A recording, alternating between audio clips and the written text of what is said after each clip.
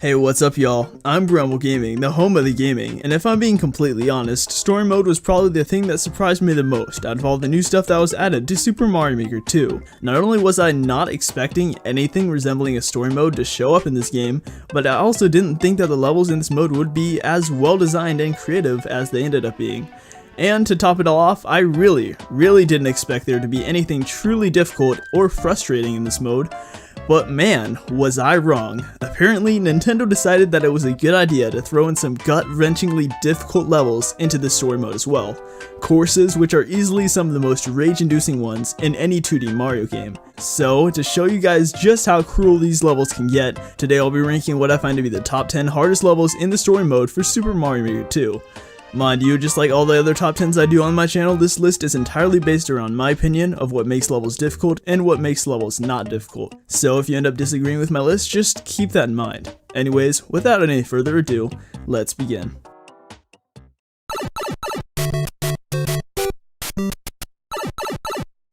At number 10, Airship Flight is an incredibly tedious course where the player is required to use the Super Feather to fall through an entire vertical level without touching the ground.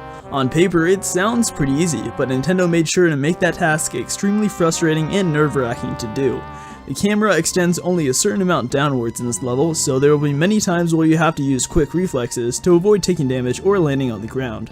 And it's not as simple as just falling downward. Oh no. Airship Flight will also force you to climb up vines in super tight spaces to get over hills in some sections, and in other sections bounce on wigglers to gain height so that you can eventually continue falling even more. Needless to say, these parts are pretty frustrating and can trip you up many times. Oh, and since this is a clear condition based level, there are absolutely no checkpoints here. None. Nada. So if you touch the ground, guess what? You'll have to redo the entire level all over again. Isn't that fun? So to compensate for this, you'd think that the level would be relatively short, right? Oh, absolutely not. Airship Flight is extremely lengthy for a clear condition based level, as the player is forced to fall down double the length of this level's vertical span. In other words, once you hit the bottom of the level for the first time, you have to ride the twisters all the way back up and fall down through another section as long as the first one, while still not being able to touch the ground. Above all else, you're going to be needing a lot of patience and perseverance while playing Airship Flight if you want to be able to get to the end and take this one down.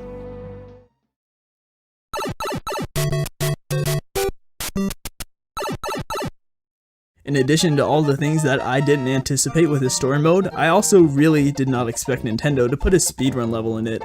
Needless to say, they did it anyways, and gosh dang, it's pretty precise, especially by Nintendo's standards.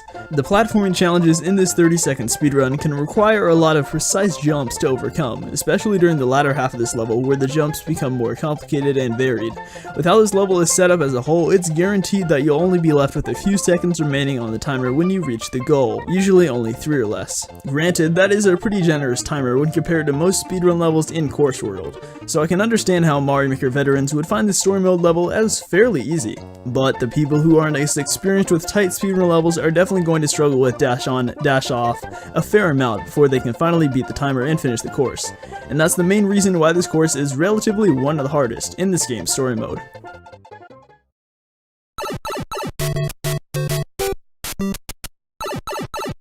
Summer Shootout presents the player with an auto-scrolling challenge entirely based around bouncing on cannonballs in the sky. The twist is, however, you'll be jumping off these bullets for over half of the level, making for a considerably challenging level that requires some pretty fast reflexes and careful platforming. The patterns at which these bullets appear on screen will constantly change as the player progresses, with harder and harder patterns appearing as the level goes on. Luckily, you are given a Goomba shoe for this level, which does slightly increase your radius for jumping on the bullets. But if you happen to lose the shoe at any point, then you're going to be in a world of hurt, for these bullets are specifically laid out so that jumping off them as normal Mario is much more difficult to accomplish, especially if you aren't used to the gimmick yet. This course's challenges are so different and unique from all the other levels in this story mode, and that's partially what makes this course so challenging. While it may be relatively short, Summer Shootout's odd mechanic and annoying platforming definitely make it a very difficult level, one that'll probably take a lot of trial and error to complete.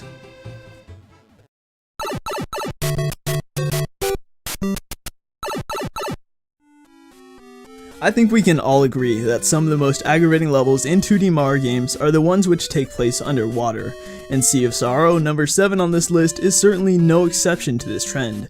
In fact, it proves to be much harder than most underwater levels from the other games, as its gigantic structure and confusing puzzles make it quite the monster to beat. The timer is your biggest enemy here, as it'll take you a good couple of minutes to figure out what you're even supposed to do while playing this course. Additionally, Sea of Sorrow's flow of challenges and puzzles isn't consistent at all, which makes it all the more harder to understand and beat.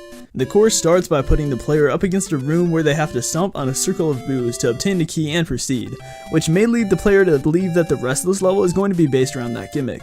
But from there on out, you're required to swim through an extremely expansive and confusing maze, which continuously changes the puzzles that you're never sure what to do next. This level isn't overly challenging per se, you probably won't be dying over and over to the enemies and obstacles here.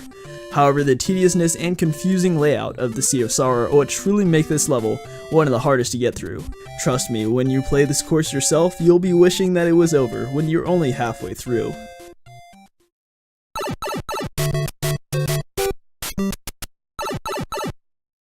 Next up on our list, Secret of the Dry Bones Shell is only such a difficult level purely because of how hard it is to understand and to figure out how to complete, as this course is much more of a mind-bending puzzle gauntlet than a traditional platforming one. After putting you up against a quick lava section in which you have to platform off of boos and grinders, this level then drops you right into a room with 3 key coins placed in extremely odd places, which, surprise surprise, you'll need to get to proceed. It took me a good couple of minutes to actually figure out how to get these 3 coins during my first run through of the course. And to get these 3 key coins, you'll need to figure out mechanics of the Dry Bones Shell that you probably didn't even know existed before playing this level, such as being able to ground pound with the Dry Bones Shell attached. Did you know that you could do that in the Super Mario Bros. Style? Well, now you do, and this level will be much easier for you as a result of that. You're welcome!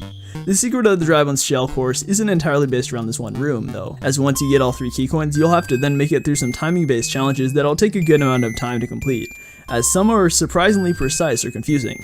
And let's not forget the fact that the Secret of the Dry Bones Shell is a very lengthy level, possibly one of the longest that you'll encounter in this campaign. You seriously better make sure that you're experienced with the Dry Bones Shell and puzzle solving if you want to be able to complete this one without too much of a hassle.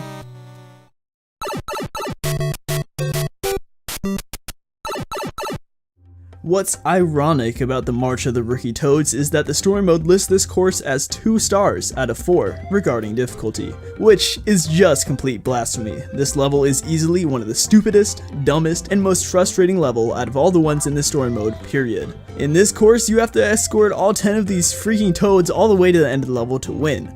The problem is these toads will mimic Mario's exact movement, but each with a little delay, meaning if Mario has all 10 toads following him and he jumps, it'll take the last toad 3 full seconds to catch up to that spot and copy Mario's jumps. I cannot express how excruciatingly annoying this is, as if you just decide to jump over a Goomba instead of killing it, half of these dumb toads following you will end up dying to that same Goomba. And guess what happens when these toads die? They enclose themselves in their own personal bubble and float off to the left side of the screen, completely ignoring all collision with blocks. Then you'll need to go chase them down, usually all the way back to the start of the level, and grab them again so that you can actually finish the level again. Doesn't that just sound super fun? If you lose any of your toads at all during this level, it's a constant struggle to get them back, and it's very likely that you'll lose even more toads in the process of trying to rescue the ones in the bubbles. The worst part about this level is that on top of there being a good amount of enemies on the ground, there's a giant piranha plant riding a cloud on the top of the screen which you can't kill. Throughout this course, it'll constantly be shooting fireballs down at Mario, which can easily kill the few toads at the back of the toad line, forcing you to lose progress to go back and pop their stupid little bubbles. Or if you're unlucky like me, this piranha piece of crap will kill your last toad literally frames before you reach the flagpole, and everything will just go downhill from there. In conclusion, this level is just incredibly aggravating, dumb, and idiotic, and unless you're ridiculously careful while playing it, you're going to have a very hard time completing it.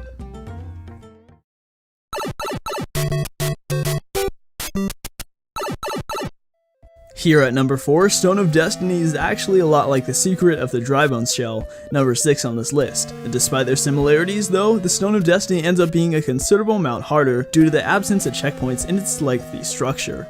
Plus, all the challenges here are entirely based around the stone, a clear condition item that heavily limits Mario's movement and jumping whenever he's carrying one. In the Stone of Destiny, the player is required to complete 4 one-screen challenges in a row to acquire 4 keys used to get to the finish. All of these challenges are very hard, especially since, like I said earlier, they're all based around the stone gimmick and won't be possible unless you have the stone with you. Every challenge is unique in its own way as well, as some are focused on platforming while others are more puzzle-based. The one-screen challenge that takes the cake as the hardest is easily the 4th one though, as you're required to throw the stone block into the claw and quickly jump onto it to ride it across the pit of grinders to obtain the key. And it's a lot more difficult than it sounds, if the claw will just constantly sway from left to right while on the track, making for some jumps that are easily missable. That's just one of the 4 challenges you need to complete, mind you. And let me re-emphasize that there are no checkpoints here whatsoever. So if you get 3 keys but die while trying to get the 4th, you'll have to restart without any keys and be forced to do all of the 4 challenges all over again. That right there is a huge punch to the stomach and a huge factor as to why this course is easily one of the hardest in the story mode, in my opinion.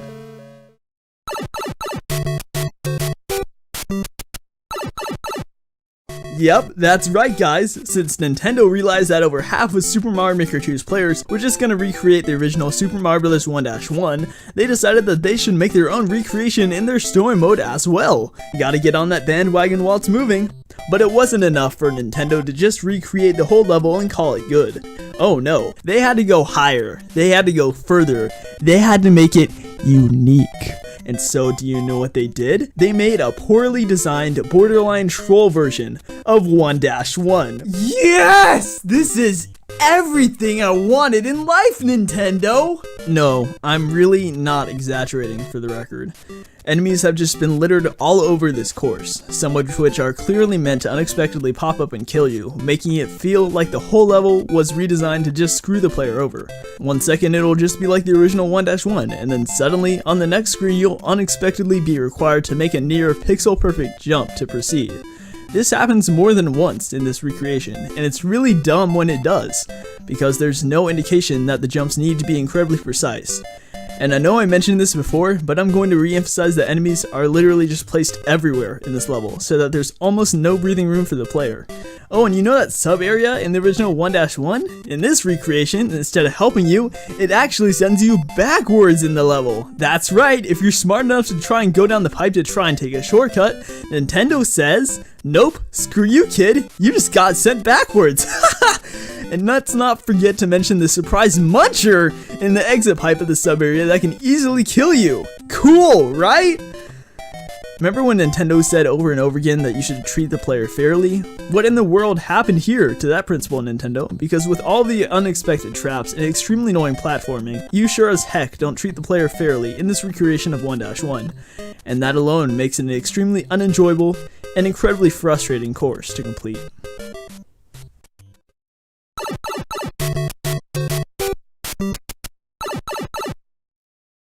Ooh boy, I have a lot to say about this one too.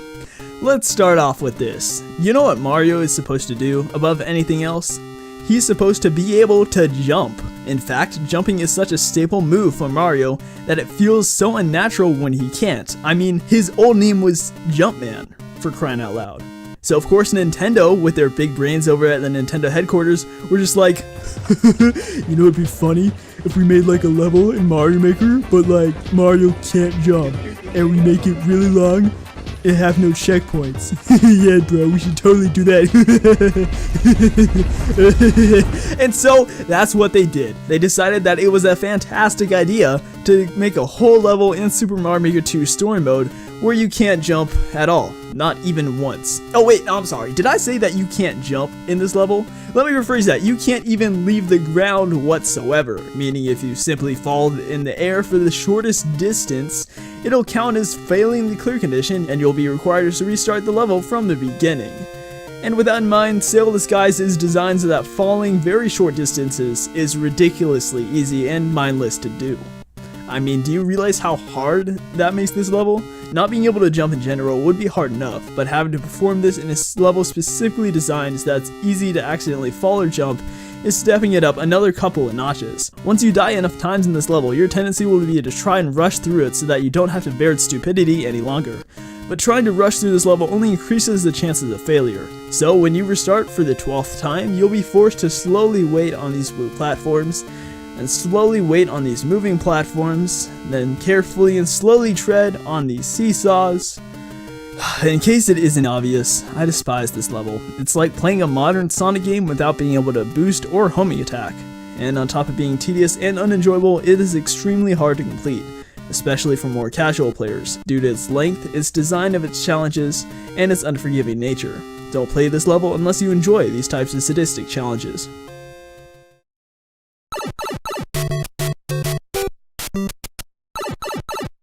Oh, and do you know how many of these no-jump levels Nintendo put into Super Mario Maker 2 Story Mode? Not 1, not 2, not even 3. No, they decided to put 4 of them in. That's right, 4. Count them, 4 no-jump levels. And Chain Chomp Chiller, the no-jump level that Undo Dog tasks you with, is easily the hardest of them all, and in my opinion, the hardest level, period, in Super Mario Maker Story Mode. While the previous no-jump level didn't have any enemies, this one does, and in my opinion, that makes it a considerable amount harder. Specifically, this whole course is littered with chain chomps and forces you to dodge all of them without jumping at all, a task that is way more difficult than you might think. The chain chomps barely jump high enough to give you a small window which you can run under them, but if you aren't incredibly precise with that timing, then you're dead, as this level provides you with no power-ups on top of no checkpoints. This gets very challenging when the level starts throwing hills and snake blocks into the mix, as purely running straight forward as soon as the level starts won't work to dodge these chain chomps. Trust me, I tried. Multiple times. Due to the way that these chain chomps act, avoiding them without jumping and without power-ups in this level is very difficult to do, especially by Nintendo standards, and even more difficult than the last level on this list, in my opinion. There will almost certainly be many deaths before you can finally take this one down and call it a day. And hey, at least once you do finish this level and beat the campaign, then you can listen to Undo Dog's jokes for 100 coins! Because that compensates for the pain that you went through to beat this level, right?